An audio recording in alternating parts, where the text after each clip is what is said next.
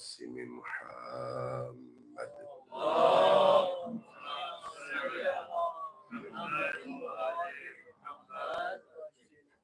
والصلاة والسلام على أولاده الطيبين الطاهرين المعصومين الميامين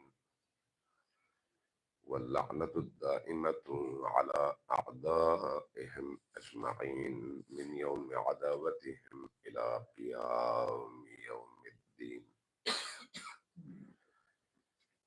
قال الصادق عليه الصلاة والسلام: إن لقتل الحسين حرارة في قلوب المؤمنين لا تبرد أبدا. صلوات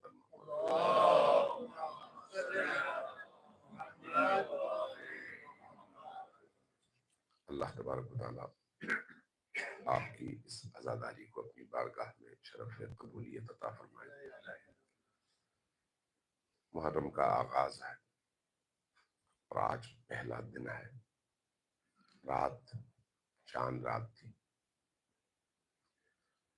وہی رات جو بہن اور بھائی نے مل کر شاید چاند دیکھا اور اس کے بعد پھر دونوں کبھی مل کر چاند نہیں دیکھ سکتے۔ محرم الحرام اللہ تبارک و تعالیٰ کی طرف سے اس کے بندوں کے لیے ایک ایسی نعمت اور ایک ایسی ودیت ہے کہ اگر غور کیا جائے تو اہل زمین کو عروج عطا کرنے کا وہ تیز ترین ذریعہ ہے جس کے مقابلے میں کوئی ذریعہ کائنات میں نہیں ہے جو اس طرح سے انسان کو معراج انسانیت تک پہنچا سکے۔ عبادتیں بہت ہیں لیکن کربلا، ذکر حسین، حب حسین اور مودت حسین اور حسین علیہ السلام پر گریہ، یہ ایک ایسا دروازہ ہے جس کے مقابلے میں کوئی اور دروازہ موجود نہیں ہے۔ لہذا اس دروازے پر غور کرنے کی ضرورت ہے۔ یہ دروازہ رسم نہیں ہے۔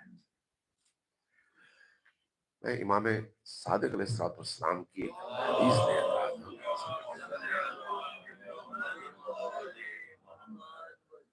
اصول کافی میں ہے، طویل حدیث ہے، لیکن اس کا ایک جملہ میں نقل کروں آپ کی خدمت میں۔ اس طویل حدیث میں ایک جگہ جا کر فرماتے ہیں کہ بعض اوقات ایک انسان اللہ تبارک و تعالیٰ کے امتحانات میں پڑتا ہے اور ان امتحانات کے مختلف مراحل سے گزرتا ہے اور ہر مرحلے پر شکر کے ذریعے سے، تحمل کے ذریعے سے اللہ کے اس امتحان پر راضی ہو کر اس مرحلے کو عبور کرتا ہے۔ جب ان تمام مراحل سے گزرتا ہے تو اگرچہ وہ ایک فرد ہوتا ہے، اگرچہ وہ ایک فرد ان تمام مراحل سے گزرتا ہے، لیکن اللہ تبارک و تعالیٰ اس فرد کو درپیش امتحان اور اس کے اس صبر اور امتحان میں کامیابی کے نتیجے میں صرف اس پر نہیں، ایک دنیا پر اپنی رحمت کے دروازے کھول دیتا ہے، ایک دنیا پر، ایک عالم پر۔ اور اس کی پھر مثال بیان فرمایا کہ حضرت یوسف علیہ السلام اس کی زندہ مثال ہے۔ ایک ایسا بچہ جس سے اس کے بھائی حسد کریں اور اس کی مصیبتوں کا آغاز اسی بچپنے میں ہو جائے اور اس نوجوان کو 12-13 سال کی عمر لا کر اس کے اپنے ہی بھائی کنویں میں پھینک دے۔ وہ بچہ جب کنویں میں گرا ہوگا تو اس پر کیا گزری ہوگی، اور وہ بھی اپنے ہی بھائیوں کے ہاتھ۔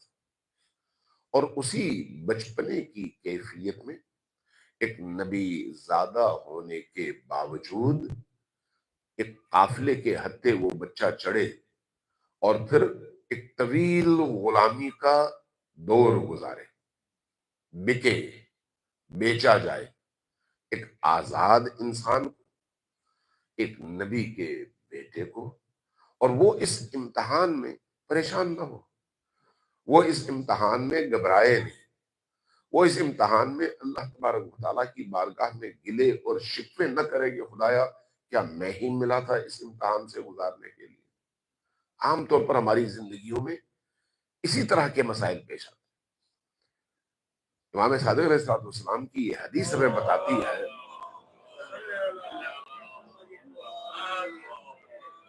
کہ غور کیجئے کہ حضرت یوسف علیہ السلام پر کس کس طرح کی مشکلات گزری۔ جو مشکلات گزری وہ عجیب ہے کہ 20 سال تک انہوں نے سختیاں گزاری۔ 20 سال، یہ کوئی معمولی مدت نہیں ہے۔ بچپنے سے والدین سے جدا ہوئے، بھائیوں کے ذریعے سے جدا ہوئے، دشمنوں کے ذریعے سے نہیں۔ خود یہ ایک تلخ لمحہ ہے، اور غلامی کا دور گزارا، یہ کوئی چھوٹی بات نہیں ہے۔ پھر عزیز مصر کے محل میں، زلیخا کے محل میں جن امتحانات سے یوسف کو گزرنا پڑا، ان تمام امتحانات میں یوسف کی امیدوں کا اگر کوئی چراغ اس کے دل میں روشن تھا تو وہ خدا کی رضا پر رضامندی، اللہ کی رضا پر رضامندی۔ اس کیفیت سے گزرنے کے بعد پھر ایک بے گناہ شخص پر الزام لگے اور پورے معاشرے کے درمیان اس کی عزت داؤ پر لگ جائے، اس کی آبرو داؤ پر لگ جائے۔ انسان کو اپنی عزت سے زیادہ تو کوئی چیز عزیز نہیں ہوتی۔ عزت بچانے کے لیے انسان جان دیتا ہے، عزت بچانے کے لیے انسان مال دیتا ہے، لیکن حضرت یوسف علیہ السلام ان مراحل سے بھی گزرے اور اپنی عزت بچاتے بچاتے مجرم ٹھہرے جبکہ مجرم نہیں تھے، اور ایک لمبے عرصے تک جیل کی سلاخوں کے پیچھے ان سختیوں میں زندگی گزارنی پڑی، 7 سال کم از کم۔ اور پھر اس کے بعد ان تمام مراحل میں اگر آپ قرآن کریم کی آیات کو ذرا غور سے پڑھیں، سورہ یوسف کو، تو اندازہ ہوتا ہے کہ یوسف ہر مرحلے پر اللہ کی رضا پر راضی نظر آئے۔ یہ میں امام صادق علیہ السلام کے ان جملوں اور حدیث کے مفہوم کو آپ کے سامنے تھوڑا سا کھول رہا ہوں کہ ہر مرحلے پر راضی نظر آئے۔ اور اس رضامندی کا نتیجہ کیا نکلا کہ جب آپ زندان سے نکلے تو اللہ تبارک و تعالیٰ نے اس ایک شخص کی اتنی طویل قربانیوں کے نتیجے میں جو اپنی رحمت کے دروازے کھولے، وہ صرف یوسف پر نہیں کھولے۔ ذرا سوچئے کہ ان کے وہی بھائی جنہوں نے ان کو زندان میں بھیجنے کا جو سبب بنے، وہی بھائی جنہوں نے ان کو کنویں میں پھینکا، وہی بھائی جنہوں نے ان کو غلام بنایا، کسی کے ہاتھوں بیچنے پر مجبور کیا، یعنی ایسے رستے پر ڈال دیا جس کے نتیجے میں وہ غلامی کے ان تمام مراحل سے گزرے۔ وہ بھائی جو ایک نبی کا دل دکھانے والے بھائی ہیں اور ایک نبی کو اتنی اذیت دینے والے بھائی ہیں، ان کا مقدر کیا ہونا چاہیے تھا؟ جہنم۔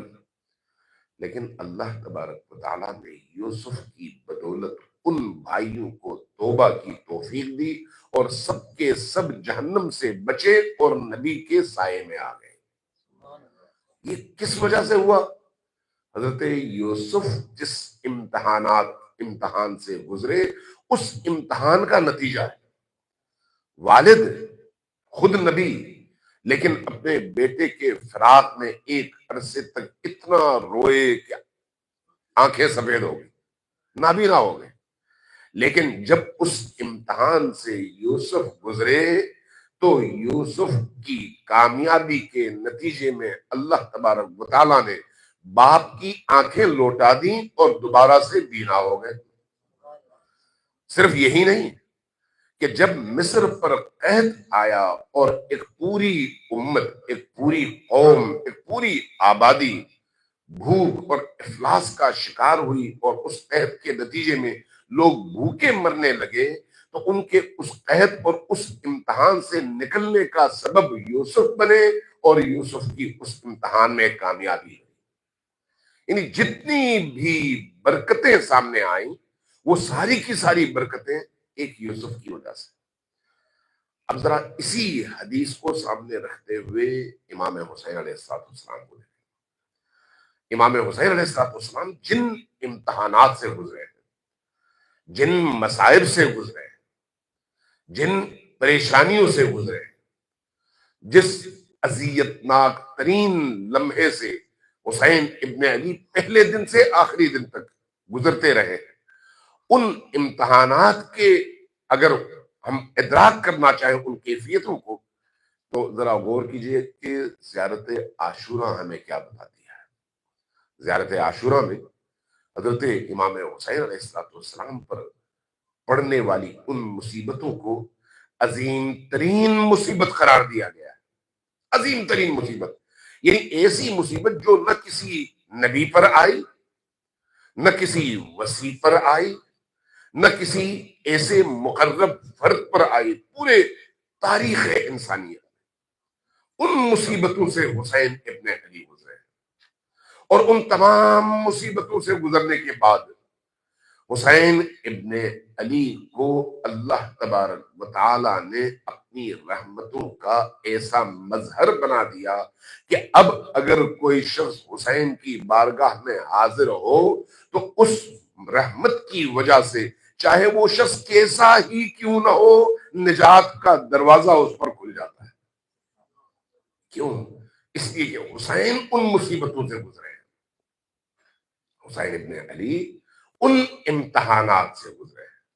اللہ تبارک و تعالیٰ نے جس طرح سے باقی انبیاء کے ساتھ کیا، باقی اولیاء کے ساتھ کیا، اسی طرح سے حسین ابن علی کو اپنی رحمت کا دروازہ بنا کر ایک ایسا مقام عطا فرما دیا کہ اس مقام پر پہنچنے کے بعد اللہ کی رحمت کا دروازہ حسین ابن علی بن گئے۔ اب اگر کوئی شخص اس رحمت کے دروازے پر پہنچے تو وہ کبھی بھی خالی ہاتھ نہیں لوٹتا، کبھی بھی۔ اس لیے یہ عزاداری ہے سید الشہداء امام حسین علیہ السلام کی اس رحمت واسعہ تک پہنچنے کا دروازہ ہے۔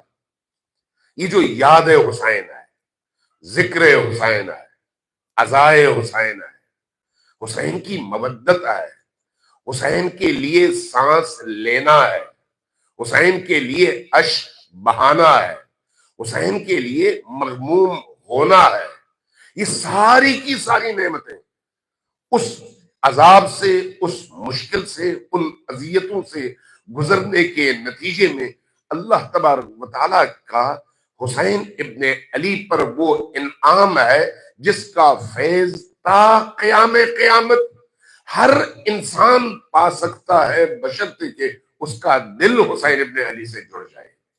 صلوات بھیجیے محمد وآل محمد۔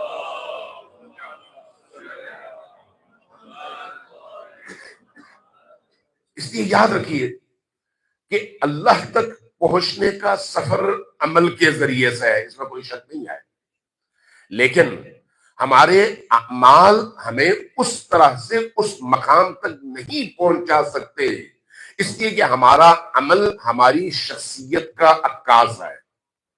جیسے ہم ہیں ویسے ہمارا عمل ہے، جیسے حسین ہے ویسے ان کا عمل ہے۔ اس لیے آپ صرف نمازوں پر غور کر لیں کہ نبی کی بھی نماز ہے، ہماری بھی نماز ہے، علی کی بھی نماز ہے، ہماری بھی نماز ہے، امام حسین کی بھی نماز ہے اور ہماری بھی نماز ہے۔ شکل کے اعتبار سے وہی چیز ہے، لیکن وہ ان کی نماز ہے اور یہ میری نماز ہے۔ میں چونکہ کائنات کا حقیر ترین انسان ہوں تو اس لیے میرا عمل بھی میری شخصیت کے مطابق ہے، چاہے وہ نیک عمل ہو، عبادت ہو، قرآن ہو یا کوئی اور ایسا عمل جس کا اللہ نے حکم دیا ہے، وہ میری شخصیت کے عکاس کے طور پر مجھ سے سرزد ہوتا ہے۔ لہٰذا اس عمل کے نتیجے میں میں ایک سیڑھی تو چڑھ سکتا ہوں، 2 سیڑھیاں تو چڑھ سکتا ہوں، 4 سیڑھیاں تو چڑھ سکتا ہوں، لیکن عالم آخرت کا وہ جو ایک لامتناہی عالم ہے جس کی آخری کوئی حد نہیں ہے، اور اس میں اسی دنیا کی کمائی ہوئی دولت سے ہم نے استفادہ کرنا ہے، اگر اس عالم کے لیے ہم کچھ کما سکتے ہیں تو ان اعمال کے نتیجے میں جو ہم کما سکتے ہیں وہ جہنم کی آگ سے رہائی تو ہو سکتی ہے، لیکن جن مقامات تک انسان پہنچ سکتا ہے ان تک پہنچنے کے لیے ہمارے یہ اعمال بہت چھوٹے ہیں، اور اگر وہاں تک ہم نے پہنچنا ہے تو اس کا ایک ہی وسیع ترین باب اور بہترین رستہ ہے جس کا نام حسین ابن علی ہے۔ یہ حسین ابن علی ہمارے اعمال سے بہت ماورا، ہمارے تصور سے بہت ماورا، ہمارے اس فکر سے بہت ماورا وہ ہستی ہے جن کی یاد ان ایام میں ہم کرتے ہیں۔ اس لیے یہ ایام جہاں غم کے ایام ہیں، جہاں پر گریہ کے ایام ہیں، وہیں پر نجات کے ایام ہیں، وہیں پر دلوں کو زندہ کرنے کے ایام ہیں، وہیں پر اپنے دلوں کے دروازے اس ہستی پر کھولنے کے ایام ہیں جس کے نتیجے میں رحمت کی وہ خوشگوار ہوا ہمارے اندر پہنچ کر ہمارے تاریک دنیا کو، ہمارے تاریک قلوب کو روشنی اور نورانیت میں بدل سکتی ہے۔ سلوات بھیجیے پر محمد والے۔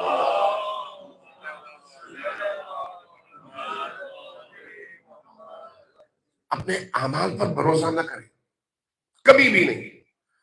جب میں زیارت ناموں میں، مناجاتوں میں، دعاؤں میں ائمہ علیہ السلام کی روش دیکھتا ہوں تو حیرت ہوتی ہے کہ خود امام حسین علیہ السلام اپنے دعائے عرفہ میں ایک جملہ فرماتے ہیں کہ خدایا جس شخص کی نیکیاں برائی ہو، جس شخص کی نیکیاں بھی بری ہوں، اس شخص کی برائیوں کا کیا حال ہوگا؟ تصور کر سکتے ہیں؟ ہم ایسے ہی ہیں۔ اگر ہماری نماز، ہماری عبادات، ہمارا جو کچھ بھی ہم اللہ کی راہ میں کرتے ہیں، اگر نبی کریم کے ان اعمال کے سامنے رکھے جائیں، امیر المؤمنین کے اعمال کے سامنے رکھے جائیں، امام حسین کے اعمال کے سامنے رکھے جائیں، تو ہماری حیثیت کیا ہے؟ یہ گناہ کبیرہ ہے جو ہم کر رہے ہیں، نیکی کر رہے ہیں، لیکن ان کے اعمال کے مقام کو دیکھیں اور اپنے عمل کے مقام کو دیکھیں تو لگتا ہے ہم گناہ کبیرہ کر رہے ہیں، کیونکہ وہ اتنے بلند اور ہم اتنے پست۔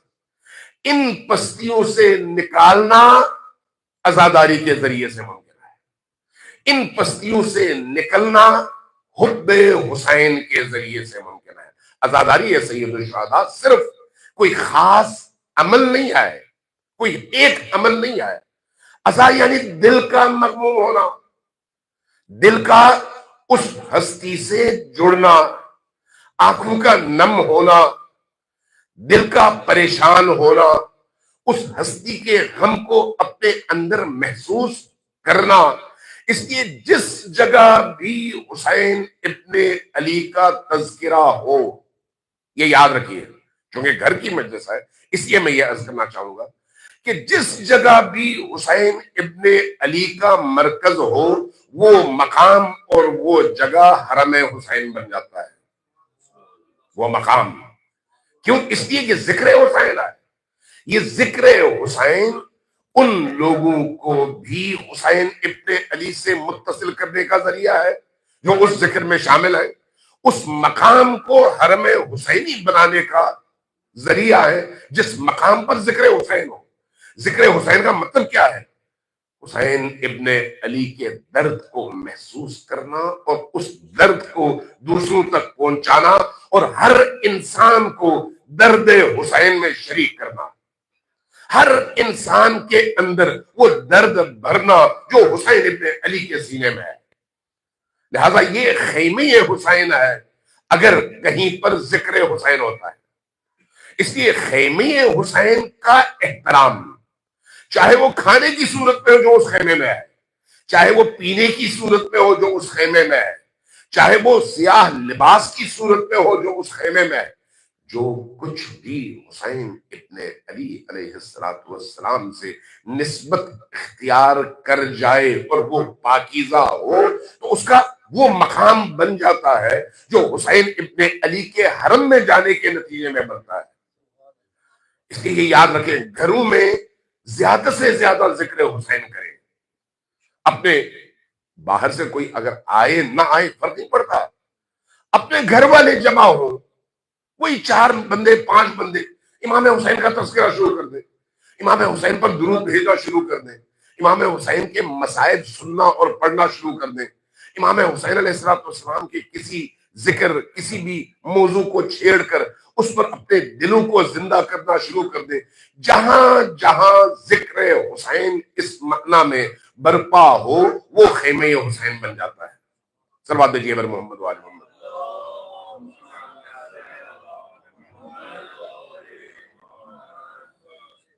عام طور پر ہم یکم محرم سے مجالس کا آغاز کرتے ہیں۔ بعض لوگ کہتے ہیں بھئی امام حسین علیہ السلام تو 10 محرم کو شہید ہوئے تھے، تو جب وہ 10 محرم کو شروع ہوئے تھے تو آپ پہلے دن سے شروع ہو جاتے ہیں، اس کی وجہ کیا ہے؟ سوچنے والی بات ہے نا کہ اس کی وجہ کیا ہے کہ ہم یکم محرم سے کیوں شروع کرتے ہیں؟ عام طور پر اگر کسی کے گھر کوئی موت ہو جائے، کوئی فوتگی ہو جائے، تو اس مرحوم کے فوت ہونے کے بعد عزاداری شروع ہوتی ہے، مجلس شروع ہوتی ہے، ترحیم کی مجلس ہوتی ہے، گریہ ہوتا ہے، بکا ہوتا ہے۔ ابھی تو حسین زندہ ہے، یکم محرم ہے، اور 10 دن کے بعد انہوں نے شہید ہونا ہے۔ اگر ایسا ہے تو آپ 10 دن کیوں حسین ابن علی کی شہادت سے پہلے روتے ہیں، شہادت کے بعد روئے؟ جواب کیا ہے اس کا؟ اس پر غور کیجئے کہ اس کا جواب کیا ہے۔ یہ یاد رکھیے، امام رضا علیہ السلام نے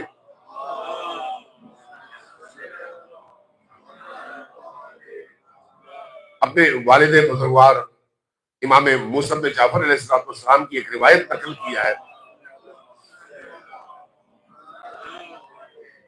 فرمایا کہ جب محرم کا مہینہ شروع ہوتا تھا تو میرے والد بزرگوار کے چہرے پر درد، رنج اور تکلیف کے آثار نمایاں ہوتے، اور جیسے جیسے دن گزرتا چلا جاتا اس درد اور تکلیف میں اضافہ ہوتا چلا جاتا، یہاں تک کہ صبح عاشور کا سورج طلوع ہوتا اور اس دن پھر میرے والد بزرگوار کا چہرہ دیدنی ہوتا، لگتا کہ تمام دنیا کا غم ان کے اندر سمٹ آیا ہے۔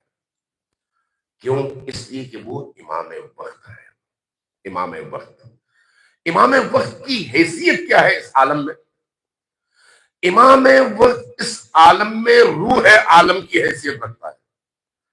اگر انسان کے دل میں درد شروع ہو جائے تو سارا وجود درد کرنے لگتا ہے۔ اگر انسان کے دل میں تکلیف اٹھے تو اس کے تمام اعضاء و جوارح شل ہو جاتے ہیں، درد محسوس کرتے ہیں، کام کرنے کے قابل نہیں رہتے۔ اس لیے یہ یاد رکھیے کہ جب روح عالم کو تکلیف ہو تو تمام عالم اس کی وجہ سے تکلیف میں مبتلا ہو جاتا ہے۔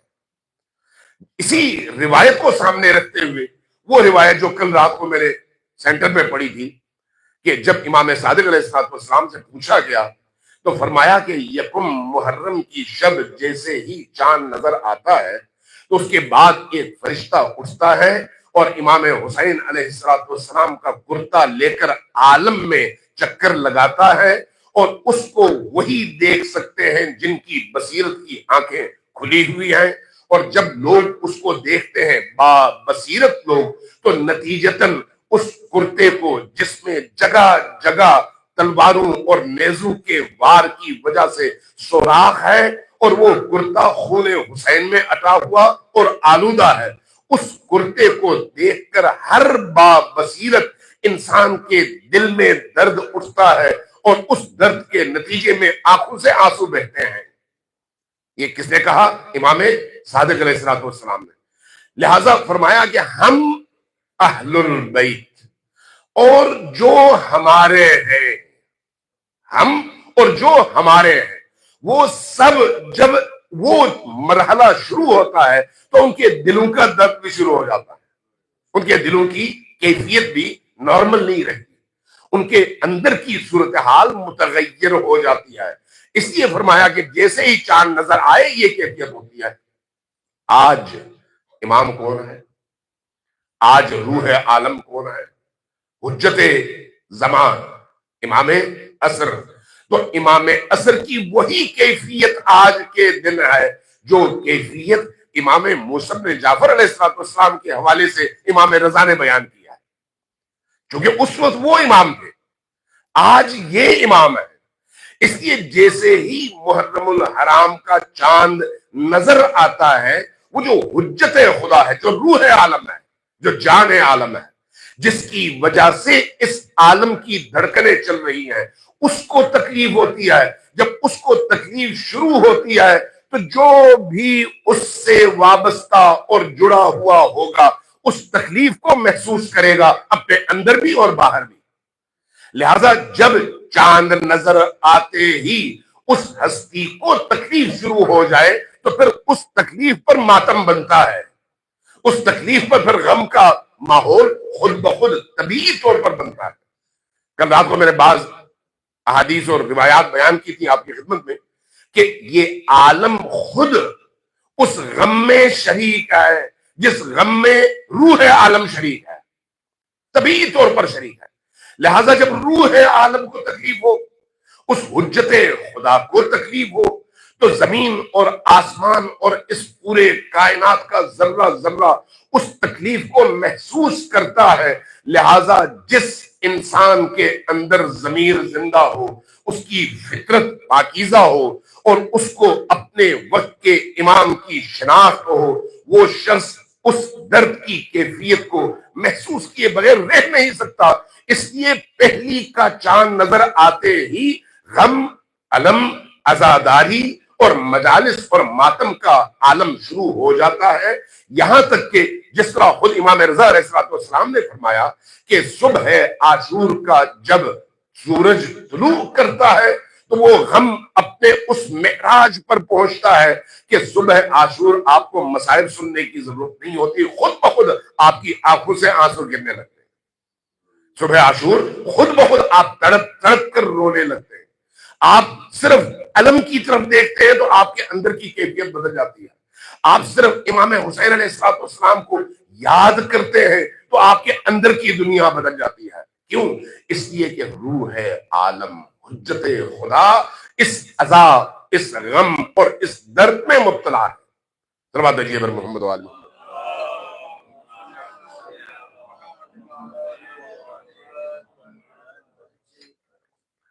اس لیے اس ماہ میں، ان ایام میں، ان لمحات میں جو اشک بہتے ہیں، ان اشکوں کی قدر کریں۔ یہ اشک اللہ کی بارگاہ میں حاضر ہونے کی اجازت ہے، اس بارگاہ میں قبولیت کی اجازت ہے۔ یہ اشک اللہ کی بارگاہ میں قبولیت کی کنجی ہے۔ اس لیے ہمیں روایات میں بتایا گیا ہے کہ جب آپ کربلا جاتے ہیں، امام حسین علیہ السلام کی بارگاہ میں حاضری دیتے ہیں، تو کہا گیا ہے کہ جب تمہاری آنکھوں میں آنسو کے چند قطرے نکل آئے آنکھوں سے تو سمجھ لو کہ تمہیں حسین ابن علی نے اپنی بارگاہ میں آمد کی اجازت دے دی ہے۔ یہ آنسو اوپر سے ہیں۔ بعض ہمارے بزرگ اہل معنی، اہل درد، وہ جو باطنی اور معنوی اور روحانی حوالے سے پہنچے ہوئے بزرگ ہیں، وہ کہا کرتے تھے کہ یہ جو اشک ہے نا، یہ اشک تمہارے جسم کا حصہ نہیں ہے، یہ آسمان سے اترنے والے وہ قطرے ہیں جو صرف انہی کو نصیب ہوتے ہیں جن کے دل کی کیفیت ایسی ہو کہ ان اشکوں کو وہ قبول کر سکے، ان اشکوں کو اپنے اندر سمو سکے۔ اس لیے یہ اشک اللہ تبارک و تعالیٰ کی طرف سے ایک بہت بڑا انعام ہے، بہت بڑا انعام۔ اس لیے یہ یاد رکھیے کہ جب کبھی جہاں کہیں عزاداری ہو، اگر عزاداری سید الشہداء ہے، اگر ذکر امام حسین ہے، تو چاہے کہیں پر بھی ہو ٹکراؤ کی کیفیت کبھی پیدا نہ کرے، کیونکہ عزاداری سید الشہداء امام حسین علیہ السلام کی یاد، امام حسین علیہ السلام کے ذکر کی مجالس وہ نور کی مجالس ہے، اور اگر ان کے درمیان ٹکراؤ شروع ہو جائے، اگر عزاداروں کے درمیان ٹکراؤ شروع ہو جائے، بعض اوقات ہمارے امام بارگاہ اور امام بارگاہ کے درمیان ٹکراؤ شروع ہو جاتا ہے، یعنی آپ وہ جو چیز ہمیں بلند کرنے کا سبب ہے اسی کو اپنے آپ کو گرانے کے لیے استعمال کرتے ہیں۔ نہیں، ایسا نہیں ہونا چاہیے۔ عزادار عزادار سے نہیں ٹکرا سکتا، ماتمی ماتمی سے نہیں ٹکرا سکتا، حب حسین رکھنے والا شخص محب حسین سے نہیں ٹکرا سکتا۔ جہاں عزاداری ہو، مثلا دو گھروں میں، دو جگہوں میں عزاداری ہے، مقابلے میں عزاداری نہیں رکھی جا سکتی۔ عزاداری مقابلے کے لیے نہیں ہے، عزاداری ایک دوسرے پر اپنی برتری ثابت کرنے کے لیے نہیں ہے، یہ شیطانی اور ابلیسی افعال ہیں۔ عزاداری ایک دوسرے پر خود کو قربان کرنے کے لیے ہے، بے نام و نشان رہتے ہوئے حسین کے رجسٹر میں اپنا نام لکھوانے کے لیے ہے۔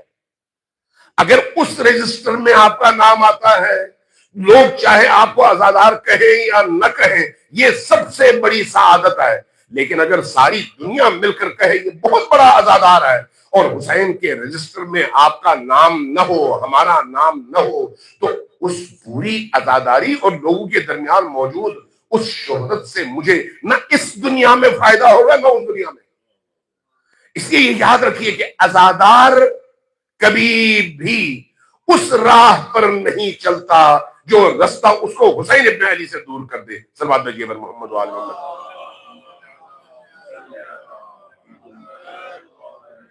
ایک دفعہ پھر ذرا اونچی آواز سے صلوات بھیجیے بر محمد و آل محمد۔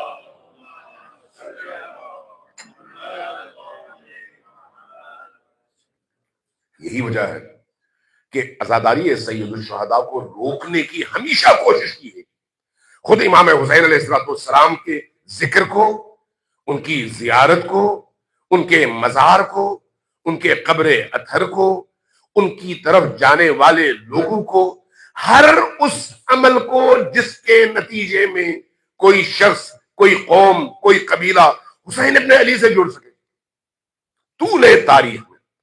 اس لیے عاشور اور محرم اگر آپ طول تاریخ میں دیکھیں تو امویوں کے دور میں بھی اور حتیٰ عباسیوں کے دور میں بھی عاشور کے دن کو خوشی کے طور پر منایا جاتا ہے، تاکہ لوگ اس غم کی کیفیت سے باہر نکلیں، کیونکہ یہ غم زندگی دیتی ہے، حیات دیتی ہے، اور اس حیات کے نتیجے میں شعور آتا ہے، شعور کے نتیجے میں دینداری آتی ہے، دینداری کے نتیجے میں انسان میدان میں قدم رکھتا ہے، میدان میں جب قدم رکھتا ہے تو پھر اس کے اندر حسینی روح بیدار ہوتی ہے، اور جب حسینی روح بیدار ہو تو پھر ایسا فرد ہر اپنے زمانے کے یزید کے مقابلے میں کھڑا ہو جاتا ہے۔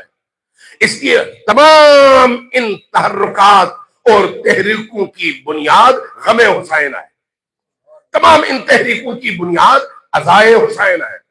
عزائے حسین صرف جلوس نہیں ہے، عزائے حسین صرف سینہ زنی نہیں ہے، عزائے حسین صرف ذوالجناح نکالنا نہیں ہے، عزائے حسین صرف علم اٹھانا نہیں ہے۔ ہر وہ عمل جس کے نتیجے میں یاد حسین زندہ ہو، ذکر حسین زندہ ہو، اور اس ذکر کے نتیجے میں روح انسان روح حسینی سے جڑ جائے، وہ عزائے حسینی کی ایک علامت ہے اور اس کا ایک رستہ ہے۔ لہذا حتیٰ یہ جو آپ تبرکات بانٹتے ہیں، یہ جو آپ نیازیں بانٹتے ہیں، یہ بھی چونکہ حسین کا دسترخوان ہے، اس لیے اس میں بھی تاثیر ہے۔ کوئی یہ نہ سمجھے کہ اس میں تاثیر نہیں ہے۔ مجھے بعض اوقات اسی اپنے پنجتن سینٹر کے اندر بعض دیگر جگہوں میں بھی ایسا ہوتا ہے، جب لوگ اڑ جاتے ہیں تو حیرت ہوتی ہے، امام حسین کا کھانا ہے لیکن اتنا ضائع ہوتا ہے جس کی حد نہیں۔ لوگ اتنا اٹھائیں جتنا ان کی ضرورت ہے۔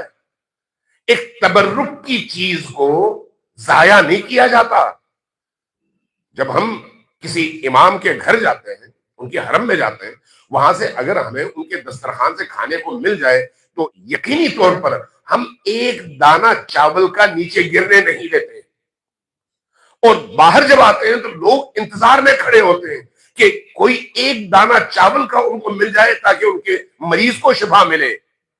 یہ جو آپ کی عزاداری ہے، اس میں جب کوئی شخص اپنے حلال کی رقم سے حسین ابن علی کے عزاداروں کے لیے چائے بنا کر لے کر آتا ہے، کھانا بنا کر لے کر آتا ہے، نیاز بنا کر لے کر آتا ہے، تو یہ کیا وہی کھانا نہیں ہے جو امام برحق کے، خود امام معصوم کے اپنے دسترخوان میں ہے؟ وہاں پر بھی کچھ اور لوگ کر رہے ہوتے ہیں لیکن امام حسین کے نام پر، یہاں پر بھی لوگ کر رہے ہوتے ہیں امام حسین کے نام پر. چیز کس کی ہے؟ امام حسین کی. اس کو کیوں ضائع کرتے ہیں؟ اس کا احترام کیوں نہیں کرتے؟ کیوں اس طرح سے چیزیں اپنے ڈسٹ بن میں چلی جاتی ہیں اور دو دو تین تین دن کے بعد اس سے پھر بدبو اٹھنا شروع ہو جاتا ہے؟ نہیں، یہ جرم ہے. امام حسین علیہ السلام کے نام سے منسوب ان چیزوں کی بے حرمتی ہے، اسی طرح جس طرح سے علم کی بے حرمتی ہوتی ہے. علم کی بے حرمتی پر ہم فوراً اٹھ کھڑے ہوتے ہیں، لیکن ان چیزوں کی بے حرمتی ہمیشہ کرتے رہتے ہیں اور متوجہ نہیں ہوتے. اس لیے اس بے حرمتی کو روکیں، چاہے گھر کی مجلس ہو، چاہے وہ امام بارگاہ کی مجلس ہو. یہ یاد رکھیں کہ دانا دانا دانا دانا اپنی جگہ اہمیت رکھتا ہے. اگر انسان حسین ابن علی کے دسترخوان کا وہ دانا حسین کا سمجھ کر حسین کی وجہ سے اٹھا کر اپنے منہ میں ڈالتا ہے، نگلتا ہے، تو یہ اس کے بہت ساری بیماریوں کے لیے شفا ہے. اس لیے کہ حسین کا دسترخوان ہے، حسین کا دسترخوان. ایک بہت بڑے اپنے بزرگ کو سن رہا تھا، اساتید میں سے ہیں، کہنے لگے قم میں ایک بہت بڑے عارف باللہ تھے، بڑے ہی پاکیزہ، اہل کشف و کرامت، حتیٰ طی الارض کرنے والے ایسے بزرگوار. کہنے لگے ایک دن ہم ان کے ساتھ بیٹھے ہوئے تھے، جیسے ہمارے بڑے بڑے بزرگ ہیں نا اس طرح کے، وہ بزرگ سارے ان کو جانتے تھے. شیخ عبداللہ ان کا نام تھا. کہنے لگے ان کی شہرت یہ تھی کہ وہ بہت زیادہ پیدل چلتے تھے اور پیدل چل چل کر مختلف ائمہ کی زیارت گاہوں تک طی الارض کے ذریعے سے پہنچتے تھے اور وہاں پر جا کے زیارتیں کر کے واپس آتے تھے. کہنے لگے ان کے ساتھ ہم بیٹھے ہوئے تھے، ہم نے کہا کہ کوئی اپنی زندگی کا ایسا کوئی قصہ سنائے، کوئی ایسا واقعہ سنائے جو دل کو زندہ کر سکے. کہا کہ میں جب نجف میں تھا، وہاں پر ایک شخص تھا اور ہم ہمیشہ جب مجالس میں آتے تھے تو میں اس شخص کو دیکھتا تھا کہ وہ آتا ہے، مجلس نہیں سنتا، عزاداری نہیں کرتا، ماتم نہیں کرتا، باہر چائے والے کے پاس بیٹھتا ہے، چائے پیتا ہے، اٹھ کے واپس چلا جاتا ہے. جب صدام کا دور ختم ہوا، صدام کے دور میں لوگ وہاں سے ہجرت کر کے ایران کی طرف آئے تو وہ بھی قم آئے. کہتے ہیں میں بھی قم آیا. ایک دن ہم کسی امام بارگاہ میں تھے، وہاں پر بھی میں نے دیکھا کہ میں امام بارگاہ میں مجلس کے لیے آیا ہوں، سارے لوگ مجلس سن رہے ہیں، وہ باہر کھڑا ہے، نہ مجلس سن رہا ہے نہ کچھ اور، لیکن چائے والے کے پاس جا کر بیٹھ کر چائے پی رہا ہے اور مجلس کے بعد چائے پی کر اٹھ گیا. مجھے بڑا برا لگا، یہ کیسا انسان ہے جو امام حسین کی مجلس میں آتا ہے، کرتا کچھ نہیں ہے، سنتا کچھ نہیں ہے اور چائے پی کے واپس چلا جاتا ہے، نیاز کھا کر واپس چلا جاتا ہے. یہ خود پوچھے ہوئے آدمی تھے. کہنے لگے ایک دن مجھے خبر ملی کہ ان کا انتقال ہو گیا، وہ مر گئے. کہنے لگے میں سوچتا رہا، کیونکہ انہوں نے خود یہ واقعہ سنایا اس لیے میں آپ کو سنا رہا ہوں، افسانہ نہیں. کہنے لگے جب ان کا انتقال ہوا تو میں بڑا مغموم ہوا کہ آخر کار وہ ایسے ہی چلا گیا، کچھ کیے بغیر اور کچھ حاصل کیے بغیر. کہنے لگے رات کو میں نے خواب دیکھا، خواب میں وہ آئے، میں نے دیکھا کہ بڑے خوش ہیں اور ایک بہت بڑے محل کے اندر ہیں. تو میں نے پوچھا شیخ یہ سب کچھ تمہیں کیسے ملا؟ کہا کہ امام حسین کے چائے پینے کے نتیجے میں. میں نے تعجب سے پوچھا کیا مطلب؟ تم امام حسین کے چائے کے نتیجے میں یہاں پر پہنچے؟ کہا کہ ہاں، جب میں اس دنیا میں آیا تو امام حسین علیہ السلام نے میرا ہاتھ تھاما، مجھے لا کر اس محل میں بٹھا دیا اور فرمایا کہ اب یہاں پر رہو روز حشر تک، جب حشر ہوگا تو اس وقت تمہیں اس سے بڑی جگہ میں عطا کروں گا. میں نے پوچھا تم نے کیا کیا تھا؟ کہا کہ چائے پی تھی. کہا چائے پینے کا یہ نتیجہ ہے؟ کہا کہ ہاں، چائے دنیا میں بہت ہے، میں کسی اور کی چائے پینے کبھی نہیں گیا، میں اگر گیا تو صرف امام حسین کی چائے پینے گیا. یہ یاد رکھیں، جو کچھ بھی امام حسین علیہ السلام سے منسوب ہے. تھوڑا تھوڑا آپ آگے آئیں، آخری وقت ہے، چند جملوں میں ختم کروں گا. تھوڑا تھوڑا آگے آئیں تاکہ پیچھے والوں کو جگہ مل سکے. صلوات بھیجیے بر محمد والے.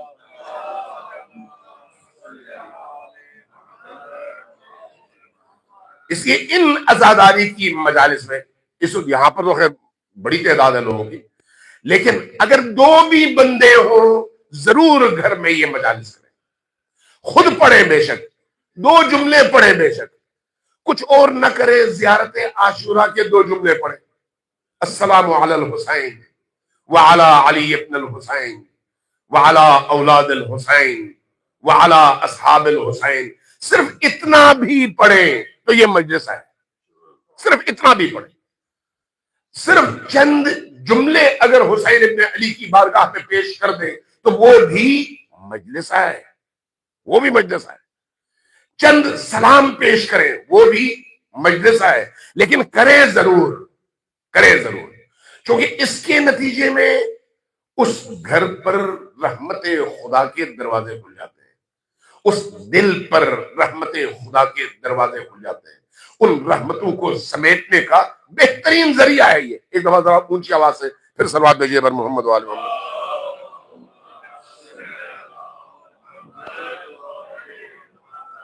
میرے بڑے بڑے بزرگوں کو دیکھا ہے، بڑے بڑے مراجع اعظام کو دیکھا ہے، مجتہدین کو دیکھا ہے، جو ایام ازاں میں کسی بھی صورت میں ذکر حسین کی مجلس کو نہ خود ترک کرتے اور نہ اپنے بیوی بچوں کو ترک کرنے دیتے. نہیں، یہ ہماری جان ہے، یہ ہماری روح کے احیاء کا، زندہ رکھنے کا ذریعہ ہے.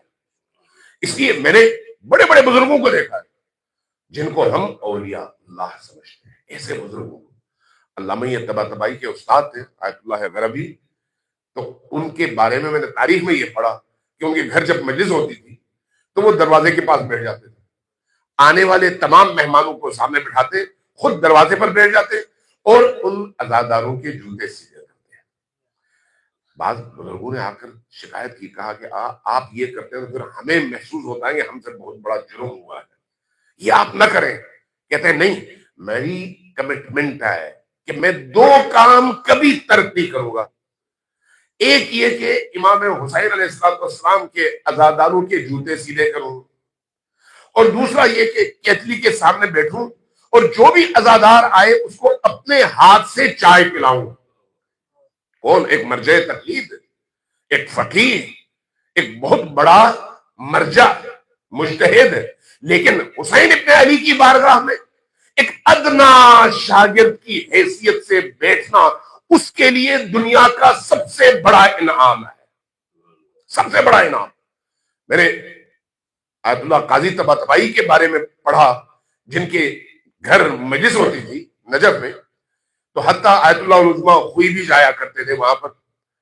تو آیت اللہ العظمیٰ خوئی یہ فرماتے ہیں کہ میں نے دیکھا کہ آیت اللہ قاضی طباطبائی آنے والے لوگوں کے جوتے جب باہر ہوتے تھے اور وہ اندر ہوتے تھے، ایک کپڑا لیتے تھے ان جوتوں کو صاف کرتے تھے. کہنے لگے بارہا میں نے یہ کیا کہ اپنے جوتے اٹھا کر بغل میں رکھوں اور اندر جاؤں، جوتے باہر نہ اتاروں، کیونکہ اس کو میں اس ہستی کی بے حرمتی سمجھتا تھا جو اتنے بڑے بڑے علماء کے خود نبی استاد ہیں، لیکن وہ کہا کرتے تھے کہ یہ جوتے عام جوتے نہیں ہیں، یہ امام حسین کے عزادار کے جوتے ہیں، امام حسین کے مہمان کے جوتے ہیں. اس لیے ان مجالس کی قدر کریں.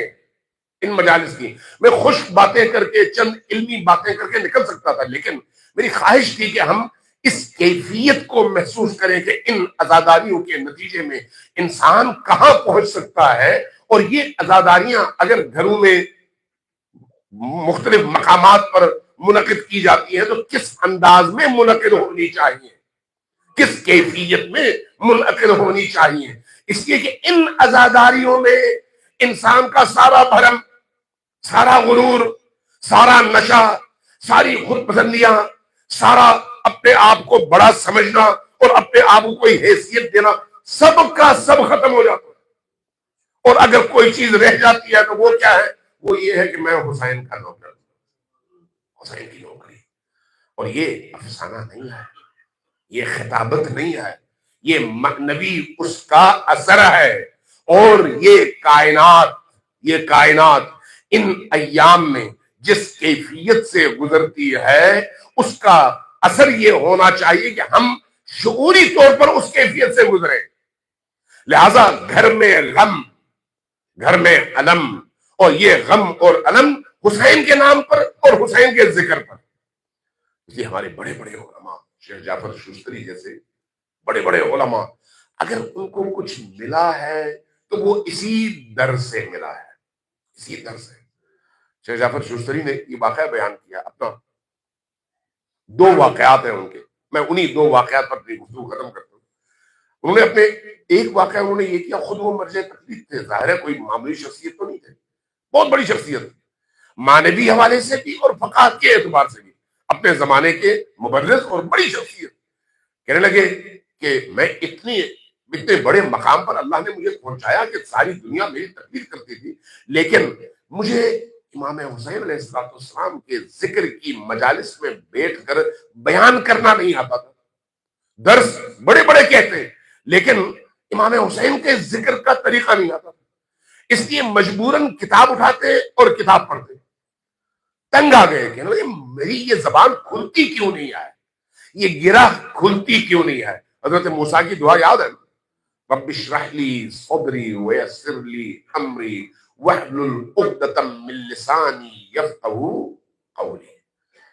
گرہ زبان پر انبیاء کے بھی ہوتی ہے، جو پھر دعا کرتے ہیں اور گرہ کھل جاتی ہے۔ جب گرہ کھلتی ہے تو پھر ان کی زبانوں سے نکلنے والا ایک ایک جملہ سامع کے دل پر اس طرح سے اثر کرتا ہے کہ اس کی دنیا بدل جاتی ہے۔ تو کہنے لگے میں نے امام حسین علیہ السلام کی بارگاہ پہ التجا کی، کہا رات میرے خواب میں دیکھا کہ میں کربلا میں ہوں اور شب عاشور ہے، حسین کی بارگاہ میں حاضر ہوا۔ جب میں حاضر ہوا تو آپ نے فرمایا شیخ جعفر ایسی رات میں آئے ہو جب گھر میں کچھ نہیں ہے، نہ پانی ہے نہ کھانا ہے، اب کچھ اور تو ہو نہیں سکتا، تھوڑا سا ستو ہے، تم مہمان ہو وہ ستو ہی کھا لو۔ حبیب سے کہا کہ حبیب آئیے ان کو کچھ ستو کھلائیے۔ انہوں نے ایک چمچ اٹھایا ان کے سامنے رکھا، انہوں نے وہ ایک چمچ کھایا، آنکھ کھل گئی۔ اس کے بعد وہ خود بیان کرتے ہیں کہ مجھ پر پھر کربلا کے وہ اسرار کھلے جو مجھ سے پہلے کسی پر نہ کھلے، وہ اسرار کھلے۔ ان کی کتاب خصائص حسینیہ اس وقت عربی میں فارسی میں موجود ہے، اردو کا مجھے نہیں پتا، جس میں آپ احادیث نہیں دیکھتے لیکن اسرار کربلا میں ایسی ایسی چیزیں آپ کو ملتی ہے کہ آپ پریشان ہو جاتے ہیں یہ ساری چیزیں کہاں سے آئیں۔ اور دوسرا واقعہ خود انہی کا ہے، کہتے ہیں کہ میں نے خواب میں دیکھا کہ عالم محشر برپا ہے اور مختلف دروازے ہیں بہشت کے، اور ہر دروازے پر کوئی ایک نام لکھا ہوا ہے، کہیں پر باب القرآن ہے، کہیں پر باب الفقہ ہے، کہیں پر باب الزکات ہے، کہیں پر باب الانفاق ہے، کہیں پر کچھ اور۔ کہنے لگے میں فقیہ تھا، مجتہد تھا، میں اس کے اسی دروازے پر گیا جہاں پر لکھا ہوا تھا باب الفقہ، وہاں پر کھڑا ہو گیا۔ اب قیامت کا دن اس دنیا کے 50,000 سالوں کے برابر۔ کہنے لگے میری باری نہیں آئی، ایک عرصہ گزر گیا، تھک گیا۔ جب میں تھک گیا میں نے دیکھا سامنے ایک اور دروازہ ہے اور اس کے اوپر لکھا ہوا ہے باب الحسین، باب الحسین۔ کہنے لگے میں وہاں پر گیا، اپنا امامہ اتارا، بغل کے نیچے رکھا اور لائن میں شامل ہو گیا۔ کچھ ہی دیر میں میری باری آ گئی، اور جب میں فرنٹ لائن پہ پہنچا صف اول میں تو مولا سے میرا آمنا سامنا ہوا۔ مولا نے فرمایا کہ شیخ جعفر تم تو فقیہ تھے، تمہارا دروازہ تو وہ تھا، ادھر کیوں آئے ہوئے؟ میں نے عرض کیا کہ مولا میں جہاں فقیہ تھا وہیں پر آپ کا عزادار اور آپ کا ذاکر بھی تھا، آپ کا ذکر بھی کرتا تھا، اس لیے میں اس دروازے پر آیا ہوں۔ مولا مسکرائے، کہا کہ ہاں آؤ اندر داخل ہو جاؤ۔ امام حسین علیہ السلام کا دروازہ ایسا دروازہ ہے، ایسا دروازہ ہے، اس دروازے پر آنے کے بعد اگر کسی کی آنکھیں چھلک اٹھتی ہیں تو اس سے زیادہ خوش قسمت اور کوئی نہیں ہے۔ اگر یہ آنسو اس کو اندر سے پاک کر دیتے ہیں تو اس سے زیادہ خوش قسمت اور کوئی نہیں ہے۔ اگر ان آنسو کے ذریعے سے ہم اپنے بچوں کی تربیت کر پاتے ہیں تو ہم سے زیادہ خوش قسمت کوئی نہیں ہے۔ اگر ان آنسوں کے سائے میں ہمارے بچے پرورش پاتے ہیں اور اس ماحول میں تنفس کرتے ہیں، سانس لیتے ہیں، تو ان بچوں سے زیادہ خوش قسمت کوئی نہیں ہے۔ آج اگر دین ہمارے درمیان موجود ہے تو وہ صرف ایک ہی سبب سے ہے کہ اللہ تبارک و تعالیٰ نے کربلا کے واقعے کے بعد اسی واقعے اور اس کے تذکرے کو، یعنی حسین ابن علی کے تذکرے کو، دین کی ان تمام آفاقیتوں کو زندہ رکھنے کا ایسا ذریعہ بنا دیا کہ اگر حسین مل گئے تو دین مل گیا، اور جہاں ذکر حسین ہوا وہیں پر معرفت دین بھی حاصل ہوا۔ اس لیے دین کی معراج کا نام حسین ہے، روح کا نام حسین ہے۔ اس لیے ذکر حسین کی مجالس اور ذکر حسین کی محافل یہ انسان کو دیندار بنانے اور اندر سے تبدیل کرنے کے لیے سب سے مؤثر ذریعہ ہے، سب سے مؤثر ذریعہ۔ چند مصائب کے میں عرض کر کے آپ کی زحمت تمام کروں، کافی ٹائم ہو گیا۔ امام حسین علیہ السلام وہ مظلوم ہے، وہ مظلوم جن کی مظلومیت کے سامنے سب کی مظلومیت چھوڑی ہے۔ امام حسن مجتبی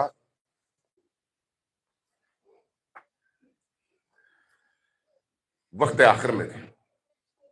امام حسین کو امام حسن مجتبی سے بڑی محبت تھی، بہت محبت تھی، اندر سے عقیدت تھی، اگرچہ دونوں کی عمروں میں زیادہ فرق نہیں ہے۔ اس لیے امام حسین علیہ السلام نے جب امام حسن مجتبی کے کلیجے کے ٹکڑے دیکھے تو روئے، روتے ہوئے، تڑپتے ہوئے امام حسن مجتبی کے سرہانے بیٹھے اشک بہا رہے تھے۔ جب امام حسن علیہ السلام کے چہرے پر یہ قطرے گرے، آنکھیں کھولی، حسین کو روتا ہوا دیکھا تو کہا، اے حسین تم مجھ پر کیوں رو رہے ہو؟ سارا عالم تم پر رونے والا ہے۔ میری مظلومیت تمہاری مظلومیت کے مقابلے میں بہت کم ہے۔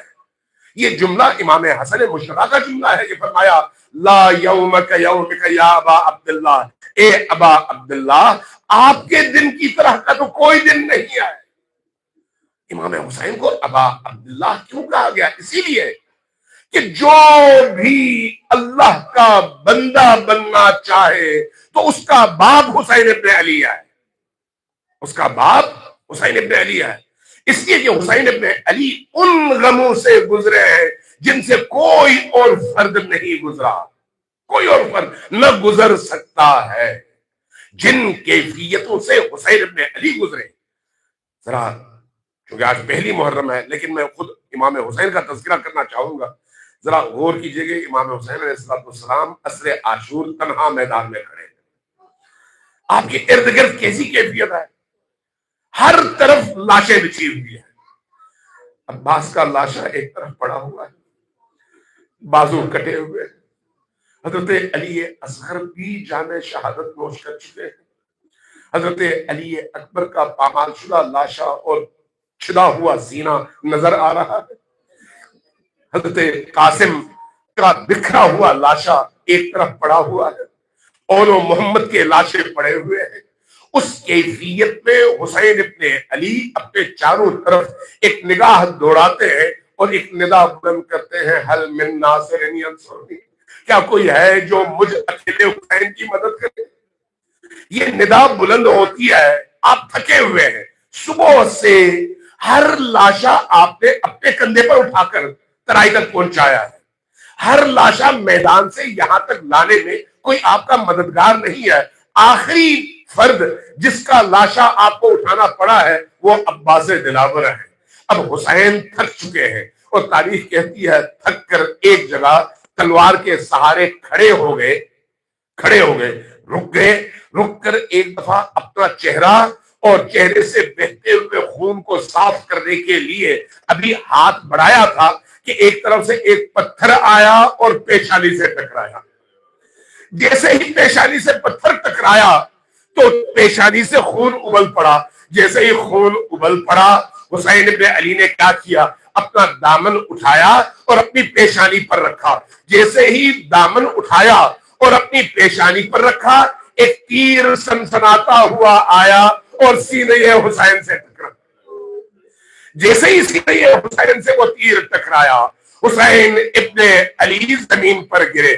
تاریخ کہتی ہے نا کہ جب حسین زمین پر گرے تو کیفیت یہ تھی کہ نہ زمین پر تھے نہ زین پر تھے، اس لیے کہ جسم پر اتنے تیر تھے کہ زمین آپ کے جسم کو چھو نہیں پا رہی تھی. اس کیفیت میں اب آپ کا چہرہ زمین کے اوپر تھا اور آنکھوں پر خون تھا. گھوڑے کے ٹاپوں کی آواز آ رہی تھی. جب گھوڑوں کے ٹاپوں کی آواز آپ نے سنی نا تو آنکھیں کھولی، لیکن کس کیفیت میں؟ نیم وا آنکھیں ہیں، آنکھوں میں خون ہے، سارا جسم خون سے تر ہے. اور کیا دیکھنا چاہتے ہیں کہ کہیں ایسا نہ ہو کہ یہ ظالم میری زندگی میں میرے خیام کی طرف رخ کرے. لہذا ترچھی نگاہوں سے خیموں کی طرف دیکھ رہے ہیں کہ کہیں یہ ظالم خیموں کی طرف نہ جائے. یہاں پر ایک جملہ نقل ہوا ہے کہ فرمایا، اے ابو سفیان کی اولادو، اگر تم میں دین نہیں ہے تو کم از کم اتنی غیرت کا مظاہرہ تو کرو کہ ابھی حسین زندہ ہے، حسین کے خیموں کی طرف رخ نہ کرو. ایک وقت وہ آیا کہ حسین ابن علی کے سینے پر شمر ذوالجوشن چڑھ گیا. اب یہ وہ مقام ہے جس کو زبان بیان کرنے سے عاجز ہے.